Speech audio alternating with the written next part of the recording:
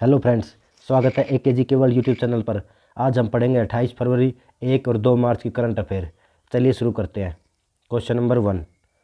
Company Bharti Airtel ने हाल ही में वोडाफोन समूह से इंडस टावर में अतिरिक्त कितने प्रतिशत हिस्सेदारी हासिल करने की घोषणा की है? तो इसका आंसर हो जाएगा 4.7%। अब इसके बारे में डिटेल पढ़ लेते हैं। टेलीकॉम कंपनी भारती एयरटेल ने हाल ही में वोडाफोन समूह से इंडस टावर में अतिरिक्त 4.7% हिस्सेदारी हासिल करने की घोषणा की है। दोनों कंपनियों ने इस शर्त पर एक समझौते पर हस्ताक्षर किए कि वोडाफोन आय का उपयोग वोडाफोन आइडिया में निवेश करने के लिए करेगी। Question number 2। भारतीय भारोत्तोलक मीराबाई चानू ने हाल ही में सिंगापुर वेट लिफ्टिंग इंटरनेशनल में कितने किलोग्राम भार वर्ग में गोल्ड मेडल जीता? तो इसका आंसर है 55 किलोग्राम में। अब इसके बारे में डिटेल पढ़ लेते हैं। तो 2020 टोक्यो ओलंपिक की सिल्वर मेडल विजेता भारतीय भारोत्तोलक मीराबाई चानू ने हाल ही में सिंगापुर वेट लिफ्टिंग इंटरनेशनल में 55 किलोग्राम भार वर्ग में गोल्ड मेडल जीता है।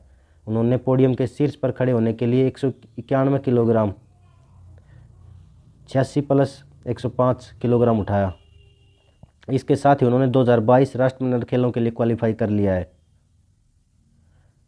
Question number 3। किस वर्ष के IAS अधिकारी अभिषेक सिंह को नए राष्ट्रीय ई गवर्नेंस डिवीजन के प्रमुख के रूप में नियुक्त किया गया है? ई गवर्नेंस डिवीजन, तो इसका आंसर हो जाएगा 1995।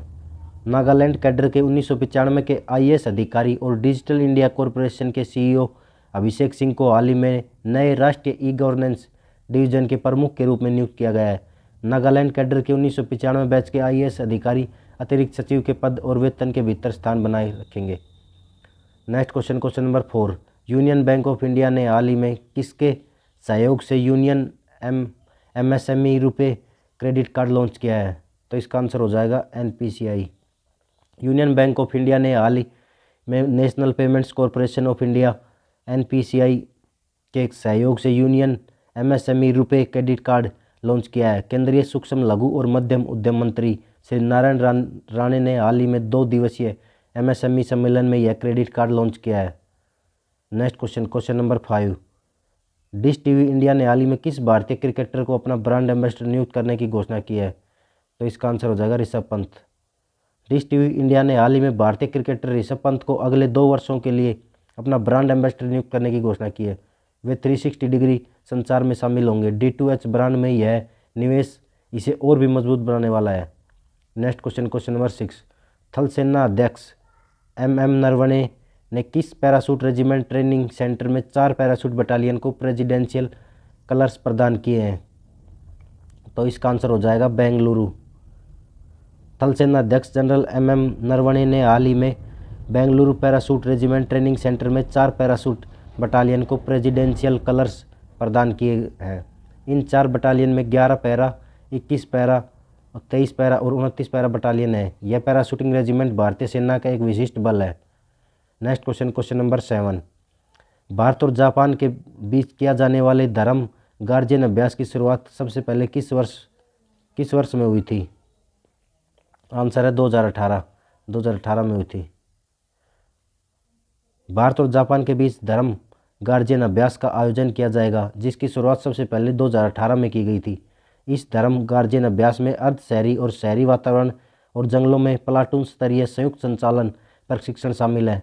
इस वर्ष अभ्यास का आयोजन 27 फरवरी से 10 मार्च 2022 तक बेलागवी, कर्नाटक में किया जाएगा। Next question number 8। केंद्रीय ग्रामीण विकास मंत्री का नाम बताइए जिन्होंने हाल ही में मनरेगा के लिए लोकपाल ऐप लॉन्च किया है? आंसर है गिरिराज सिंह। इसका आंसर हो जाएगा।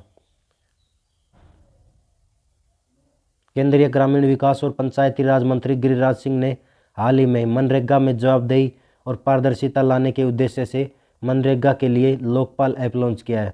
यह ऐप लोकपाल को पारदर्शी और जवाबदेही तरीके से अपने कर्तव्यों का पालन करने में मदद करेगा। Next question number 9। किस IIT रिसर्च पार्क ने NIOT के सहयोग से भारत में पहली बार ओशियन 2022 सम्मेलन का आयोजन किया है? इसका आंसर है IIT Madras. Indian institute of technology IIT Madras research park ने हाल ही में इंस्टीट्यूट ऑफ ओशन टेक्नोलॉजी के सहयोग से भारत में पहली बार ओशियंस 2022 सम्मेलन का आयोजन किया है। इस वर्ष के लिए सम्मेलन की थीम इंस्पायर इनोवेशन सस्टेन थी। ये थीम आपको याद रखनी है। चलिए देखते हैं नेक्स्ट क्वेश्चन, क्वेश्चन नंबर 10। किस राज्य के पूर्व मुख्यमंत्री और कांग्रेस के प्रमुख आदिवासी नेता हेमानंद बिस्वाल का हाल ही में निधन हो गया है? आंसर है दिल्ली। ओडिशा के पूर्व मुख्यमंत्री और कांग्रेस के प्रमुख आदिवासी नेता, सॉरी इसका आंसर होगा उड़ीसा। क्वेश्चन नंबर 10 का आंसर उड़ीसा होगा, ये मिस्टेक होगी यहाँ पे, ये आंसर उड़ीसा कर लेना। अब इसके बारे में डिटेल पढ़ेंगे। ओडिशा के पूर्व मुख्यमंत्री और कांग्रेस के प्रमुख आदिवासी नेता हेमानंद बिस्वाल का हाल ही में 82 वर्ष की उम्र में निधन हो गया है। वे पिछले कई दिनों से उम्र संबंधी समस्याओं से जूझ रहे थे। हेमानंद बिस्वाल को ओडिशा में दलितों एवं आदिवासियों का बड़ा नेता माना जाता रहा है। वे ओडिशा के पहले आदिवासी मुख्यमंत्री बने हैं। Next question, question number 11। केंद्रीय मंत्रिमंडल ने हाल ही में किस मंत्रालय के आयुष्मान भारत डिजिटल मिशन को 1600 करोड़ रुपये के बजट के साथ 5 साल के कार्यान्वयन की मंजूरी दी है? आंसर है स्वास्थ्य और परिवार कल्याण मंत्रालय। केंद्रीय मंत्रिमंडल ने हाल ही में स्वास्थ्य और परिवार कल्याण मंत्रालय के आयुष्मान भारत डिजिटल मिशन को 1600 करोड़ रुपये के बजट के साथ 5 साल के लिए कार्यान्वयन को मंजूरी दे दी है।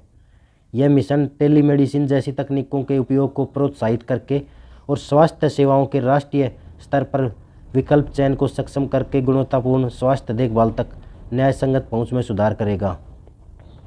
Question number 12। भारत की वुशु खिलाड़ी सादिया तारिक ने हाल ही में मास्को वुशु स्टार्स चैंपियनशिप में कौन सा मेडल जीता है? Gold medal. भारत की वुशु स्टार सादिया तारिक ने हाल ही में मॉस्को वुशु स्टार्स चैंपियनशिप के फाइनल में स्थानीय एक रूसी खिलाड़ी को हराकर गोल्ड मेडल अपने नाम किया है। सादिया तारिक श्रीनगर से है और उन्होंने हाल ही में लवली प्रोफेशनल यूनिवर्सिटी जालंधर में 20वीं जूनियर नेशनल वुशु चैंपियनशिप में गोल्ड मेडल हासिल किया है। Question number 13। किस मंत्रालय ने हाल ही में केंद्रीय मोटर वाहन नियम 1989 के नियम 93 में संशोधन करने के लिए अधिसूचना जारी की है? सड़क परिवहन और राजमार्ग मंत्रालय। सड़क परिवहन और राजमार्ग मंत्रालय ने हाल ही में केंद्रीय मोटर वाहन अधिनियम 1989 के नियम 93 में संशोधन करने के लिए अधिसूचना जारी की है, जिसके तहत दोपहिया वाहनों के परिवहन के लिए बड़े वाहनों और ट्रेलरों में अधिकतम 3 तल हो सकते हैं। Next question, question number 14। केंद्रीय संस्कृति पर्यटन मंत्री का नाम बताइए जिन्होंने हाल ही में भारतीय मंदिर वास्तुकला देवायतनम पर एक सम्मेलन का उद्घाटन किया है? आंसर है जी किशन रेड्डी। नेक्स्ट क्वेश्चन, पहले इसके बारे में डिटेल पढ़ लेते हैं। केंद्रीय संस्कृति पर्यटन मंत्री श्री जी किशन रेड्डी ने हाल ही में देवायतनम भारतीय मंदिर वास्तुकला का एक ओडिसी पर एक सम्मेलन का उद्घाटन किया है, जिसका उद्देश्य मंदिर के दार्शनिक, धार्मिक, सामाजिक, आर्थिक, तकनीकी, वैज्ञानिक, कला और स्थापत्य पहलुओं पर विचार विमर्श करना है। Next question, question number 15। अंतर्राष्ट्रीय बौद्धिक संपदा सूचकांक 2022 में भारत कौन से स्थान पर रहा है? 48वें स्थान पर। यूएस चैम्बर ऑफ कॉमर्स के ग्लोबल इनोवेशन पॉलिसी सेंटर द्वारा जारी अंतर्राष्ट्रीय बौद्धिक संपदा सूचकांक 2022 में भारत 55 देशों में से 43वें स्थान पर रहा है। इस वर्ष भारत ने अपने समग्र आईपी स्कोर में 38.4% से 38.6% तक सुधार किया है। इस सूचकांक में संयुक्त राज्य अमेरिका पहले और यूनाइटेड किंगडम दूसरे स्थान पर रहा है। Next question, question number 16। हाल ही में जारी आंकड़ों के अनुसार अप्रैल दिसंबर 2021 में भारत में एफडीआई इक्विटी अंतर्वाह में कितने प्रतिशत घटकर 43 अरब डॉलर रह गया है? आंसर है 16%। उद्योग और आंतरिक व्यापार संवर्धन विभाग के द्वारा हाल ही में जारी आंकड़ों के अनुसार अप्रैल दिसंबर 2021 में भारत एफडीआई इक्विटी अंतर्वाह 16% से घटकर 43 अरब डॉलर रह गया, जो कि पिछले वर्ष 51.47 बिलियन अमेरिकी डॉलर था। अप्रैल दिसंबर 2021 के दौरान 11.7 बिलियन अमेरिकी डॉलर के निवेश के साथ सिंगापुर पहले स्थान पर रहा है। Next question, question number 17। Standard chartered ने एयरलाइन उद्योग के भुगतान मंच के लिए प्लेटफॉर्म लॉन्च करने के लिए किसके साथ समझौता किया है? आंसर है इंटरनेशनल एयर ट्रांसपोर्ट एसोसिएशन। अब इसके बारे में डिटेल पढ़ लेते हैं। Global banking group standard chartered ने हाल ही में एयरलाइन उद्योग के भुगतान मंच के लिए प्लेटफॉर्म लॉन्च करने के लिए इंटरनेशनल एयर ट्रांसपोर्ट एसोसिएशन के साथ समझौता किया है। देश में IATA पे स्टैंडर्ड चार्टर्ड के स्ट्रेट टू बैंक पे द्वारा संचालित है, जो एक भुगतान प्लेटफॉर्म है। Next question, question number 18। भारतीय रेलवे के लिए किस राज्य ने बीमा में भारतीय रेलवे का पहला सौर ऊर्जा संयंत्र लॉन्च किया गया है? चलिए दोबारा देखते हैं। Question number 18। भारत रेलवे के लिए किस राज्य ने बिन्ना एक जगह का नाम है, ये बिन्ना में भारतीय रेलवे का पहला सौर ऊर्जा संयंत्र लॉन्च किया गया है? आंसर है मध्य प्रदेश। मध्य प्रदेश राज्य के बिन्ना में भारत रेलवे के लिए भारत हैवी इलेक्ट्रिकल्स लिमिटेड द्वारा 1.7 मेगावाट सौर फोटोवोल्टिक संयंत्र चालू किया गया है, जो कि भारतीय रेलवे का पहला सौर ऊर्जा संयंत्र है, जिसके द्वारा भारतीय रेलवे के ट्रैक्शन सिस्टम को बिजली सीधे सप्लाई की जाएगी। यह ऊर्जा संयंत्र 10 एकड़ से अधिक के क्षेत्र में फैला हुआ है। Next question, question number 19। Shri Narayan Rane ने हाल ही में किस राज्य के सिंधुदुर्ग में MSME प्रौद्योगिकी केंद्र की स्थापना की घोषणा की है? आंसर है महाराष्ट्र। इसका आंसर महाराष्ट्र हो जाएगा। चलिए अब इसके बारे में डिटेल पढ़ लेते हैं। केंद्रीय सूक्ष्म लघु और मध्यम उद्यम मंत्री श्री नारायण राणे ने हाल ही में महाराष्ट्र के सिंधुदुर्ग में 200 करोड़ रुपए की लागत से MSME प्रौद्योगिकी केंद्र की स्थापना की घोषणा की है। यह केंद्र MSME को उनकी प्रतिस्पर्धात्मक बढ़ाने के साथ साथ बेरोजगार युवाओं को उनकी रोजगार क्षमता बढ़ाने में मदद करेगा। Next question, question number 20।